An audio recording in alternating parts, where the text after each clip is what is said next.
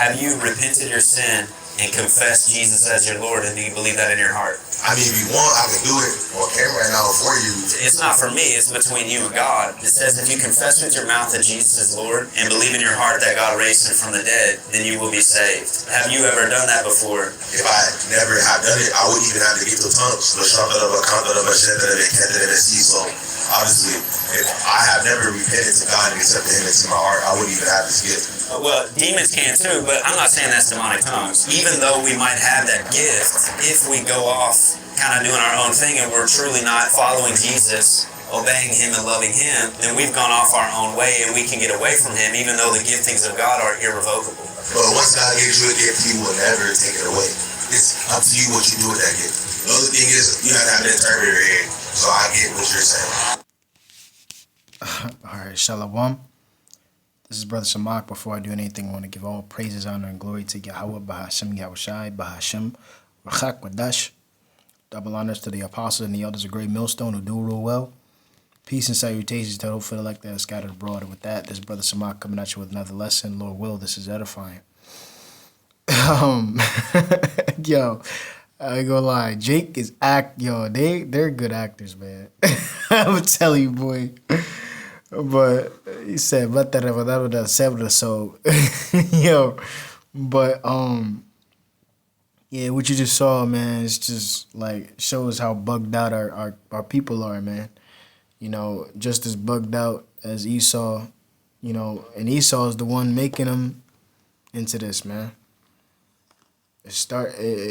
I'll say they push this stuff onto us and everything, and it's just sad, man. You know, that we pick up these things, and then knowing Jake, since we're the best of the best, literally the best at everything, you know, you so-called blacks, Hispanics, and Native Americans, what's the word for it? This because the scriptures say they oversee the deeds of the wicked, roughly paraphrasing, but you are basically more wicked than the wicked themselves, man. And that's crazy. That's you, Jake, man. You so-called blacks, Hispanics, and Native Americans, and you see it today, man. You know, we killing each other and giving each other bad advice. You know, our women are just out of control. Then dwindles down to the kids. You know. So, and then mind you, the Christian church is all messed up, you know. You can see how, again, where do we pick this up? We picked the Christianity up during slavery, man. You know, listening to our slave masters and taking out majority of the Bible, man. You know, and keeping in certain things. And mind you, we couldn't read either. You know, so they took advantage of that too, you know. So here it is. Now we understand now. We understand things, and Jake is waking up. But you see a lot of Jake in the churches, man, just speaking in them, which is not considered to be tongues. What is tongues? That's the question, right? What is tongues? Because these so-called Christians or whatever, they be doing all this, you know, all that stuff like that, but not understanding that the scriptures say that he that speaketh in an unknown tongue, make sure you have like an interpreter, and I'm gonna get that real quick, because. What does tongues mean? You know? I'm going to get multiple scriptures. It talks about tongues. Okay?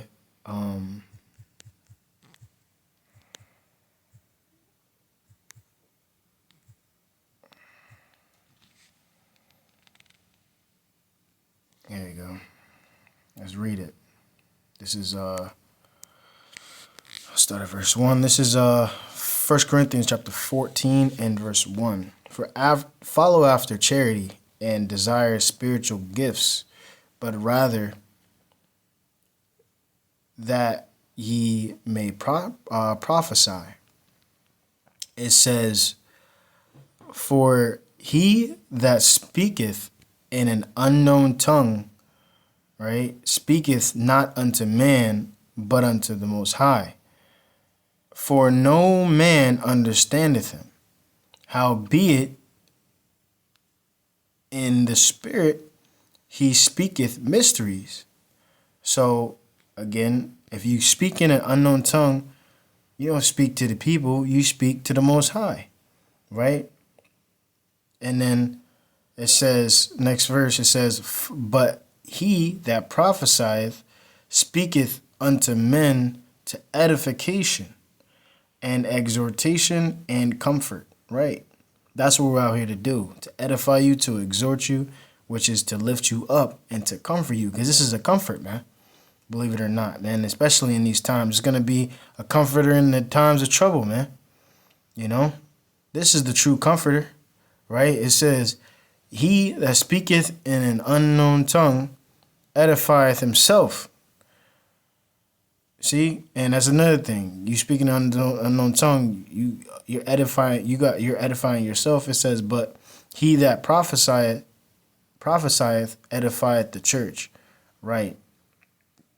I would that ye all speak with tongues, but rather that ye prophesied. For greater is he that prophesieth than he that speaketh with tongues, except he interpret, right? That the church may receive edifying. So again, you see that it's better to have an interpreter when you're speaking in tongues, right? So it says, now, brethren, if I come unto you speaking with tongues, what shall I profit you? Except I shall speak to you either by revelation or by knowledge or by prophesying or by doctrine, right? So, real quick, if you look up tongues, right, what does it say? It says, the tongue, a member of the body, an organ of speech, a tongue, a language, and dialect used by a particular people distinct from that of other nations. So if you're speaking, say you're speaking Spanish in a room full of people that, again, because this happens, right? This happens where, because I remember going to a church, back then, that they had like a Spanish dude, a Spanish dude, and the wife ended up interpreting what the Spanish dude was saying. So so that's the case, man. So again, a person that's speaking just Spanish and with a room full of people that just speak English, why would he be here? Except he have an interpreter. If you don't have an interpreter, why are you here? We don't know what you're saying. We ain't getting edified. If anything, hey, speak to yourself. Strong's G, it says, right, the Strong's, it says, by implication, a language. See that? Language. So, right there, man. Plain and simple. So when they talking about no, that doesn't mean anything. It's not a thing that you just it's a holy, like, what? Make no daggone sense, man. Again, that shows how bugged out our people are, man. But yeah, in different tongues. It says, and even verse 7, and even things without life giving sound, whether pipe or harp, except they give a distinction in the sounds. How shall it be known what is piped or harped? Let me see what it says in the NLT, right? I'm just going to do that. There you go. So it says, I'm just going to read a little bit up. I'll read right here. Yeah. It says, a person who speaks in tongues is strengthened personally. But one who speaks a word of prophecy strengthens the entire church. I wish you could all speak in tongues, but even more, I wish you could all prophesy. Okay? Because honestly, be a believer or not too, because this is Paul talking. Paul himself, he spoke Greek, Hebrew, and I believe Latin. So that being said, he spoke in different tongues, because that's why he was able to go to these cities and everything like that and speak to these specific people, man. And it's a beautiful thing, going from country to country, everything or from city to city, everything like that, right? So it says, for prophecy is greater than speaking in tongues, unless someone interprets what you are saying, so that the whole church will be strengthened. Dear brothers and sisters, dear brethren, if I should come to you speaking in an unknown language, see, NLT got it right, an unknown language, how would that help you? But if I bring you a revelation or some special knowledge or prophecy or teaching, that will be helpful. Even lifeless instruments like the flute or the harp must play the notes clearly, or no one will recognize the melody, right? Because there's a certain way you're supposed to, mind you, I remember going into, what's that? Like for instance, like a sax, you got to blow it right. Or a horn. If you ain't blowing a horn right, you gotta lick your lips and all that, make sure everything is good, and you know what I'm saying, put your mouth a certain way. It ain't gonna sound right, man. So if you're not making sense, you gotta make sense of the thing, man. So yeah. Again, going into the tongues, man, it's important. You gotta know this. But I have two more scriptures that I have in mind. One quick one. All right. Search Hebrew tongue.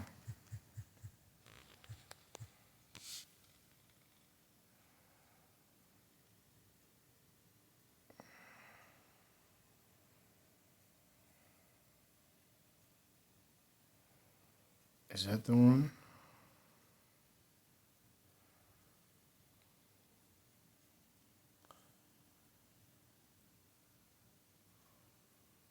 There you go. This is Acts chapter 26 and verse 12. Whereupon, as I went to Damascus with authority and commission from the chief priests, at midday, O king, I saw in the way a light from heaven, above the brightness of the sun, shining round about me, and them which journeyed with me. And when we were all fallen to the earth, I heard a voice speaking unto me and saying in the what? Hebrew tongue, Saul, Saul, why persecutest thou me? It is hard for thee to kick against the bricks. You know, so it was Yahweh Shai, okay? And for those of you who don't know, Yahweh is who the world ignorantly calls God, and Yahweh Shai is who the world ignorantly calls Jesus Christ. And those are the true names, whereas we shall be saved by. Okay, there's no other name, as the scriptures say, given under heaven, whereas we shall be saved, right? So, yeah, the Hebrew tongue, right? So now we're going to the popular scripture that people get mixed up, right? Because they were speaking in like, you gotta understand, like, the tongues, right? It's Acts chapter 2.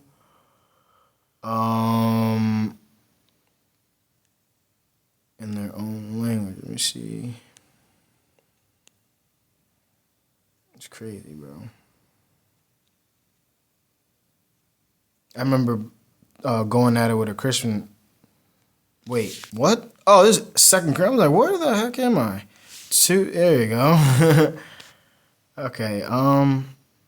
So Acts chapter 2.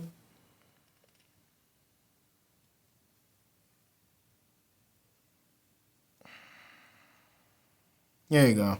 I was read down, right? In verse 1, it says, and when the day of the Pentecost was fully come, they were all, and mind you, keep a note, the Pentecost, right? This is a high holy day for the what? For the Jews, okay? For Yashar Allah, okay? The Israelites. When was fully come, they were all with one accord in one place. And suddenly there came a sound from heaven as a rushing mighty wind, and it filled all the house where they were sitting. And there appeared upon them cloven tongues, like as a fire, and it sat upon each of them, and they were all filled with the Holy Spirit, and began to speak with other tongues, as the Spirit gave them utterance. So what does that mean? They were speaking other languages. The Lord had it to where everybody, and then we're going to see it, we're going to have it, they had it to where everybody was speaking in their own language, in their language. Everybody understood each other. It says, and this is what I'm saying, because Jake will take this and think that they're talking, because this lady was talking about, talking to, which is a pastor, she was like saying that they were just jumping for joy and speaking in tongues, the shadadabum-da-da, right? But that's not what they were doing, you know? It says there were dwelling at, and this is the key point, man. This shows that, again, it's Israel, man. Nobody else was spoken here, okay? These are Jews coming out of every land. You see that, all these lands. And there were dwelling at Jerusalem Jews, okay? Devout men out of every nation under heaven. Why is it that these Jews are coming out of these nations? Because why? We were scattered, man. We were scattered, and throughout all these nations, man. Okay? This is what? James chapter 1 verse 1. James, a servant of the Most High and of the Lord Yahushua Hamashiach, to the 12 tribes which are scattered abroad, greetings. Okay? They were scattered, man. They were scattered. So that being said, going back, Acts chapter 2, going down. Again, let me read verse 5 again. And they were dwelling at Jerusalem, Jews, devout men, out of every nation under heaven. Now, when this was noised abroad, the multitude came together and were confounded, because that every man heard them speak in his own language, because they were all understood each other. It says, and they were all amazed and marveled, saying one to another, behold, are not all these which speak Galileans? How hear we every man in our own tongue, wherein we were what? Born. It says, Parthians, Salakia, can't even say that right. Parthians and Medes and Elamites and the dwellers in Mesopotamia and in Judea and Cappadocia, in Pontus and in Asia, right?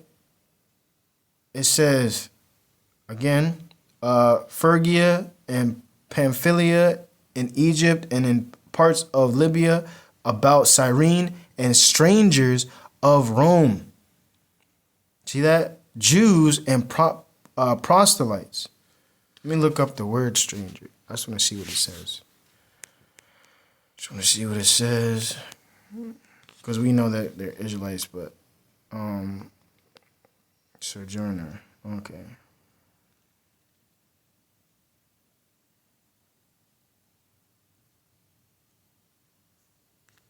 Okay.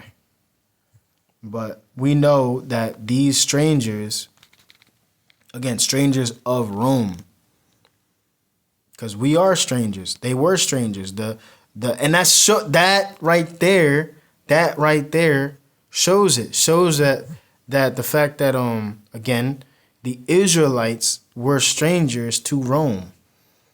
Okay? Just like we were strangers in Israel. Not Israel, strangers in Egypt. Okay? So what is another word for a stranger? Gentile. Okay? A Gentile. Okay? So it says Cretes and Arabians, we do hear them speak in our tongues the wonderful works of the Most High. And they were all amazed and were in doubt, saying one to another, what meaneth this? Basically, what does this mean? Others mocking said, these men are full of new wine. See? So it's just like, it's crazy. So it's amazing, the fact that as far as tongues, they all spoke in their own language. It's beautiful. They all understood each other. That's all it means. They all understood each other. That's it. They're coming out of these different cities, and everything like that, right? Because again, it was the day of the Pentecost, right? So that being said, they all came together, right? But yeah, that's the main point, is speaking in tongues, the languages, okay? The other languages that they spoke. And that's a beautiful thing. And Lord will, and I'll say this, that there's going to be a time where we're all going to speak the right language, man. The same language. I can't wait for that, man. You know, the language barrier when it comes to Northern Tribe, man. You know, because Ephraim, you know, Manasseh, you know, Simeon, you know, the Hispanics, man. You know, it sucks because you know we want to. Especially me. You know, I want to talk to my people. I'm learning Spanish and stuff like that right now, on the low. But yeah, it's just beautiful, man. That's gonna be in the kingdom, you know, the kingdom to come. But with that, I pray that you've been edified. I want to give all praises, honor, and glory to Yahweh, Bahashim, Yahushai, Bahashim, Rachak Wadash. Double honors to the apostles and the elders, a great millstone, who do rule well. Peace and salutations to the hopeful elect that are scattered abroad. With that I say, Shalom.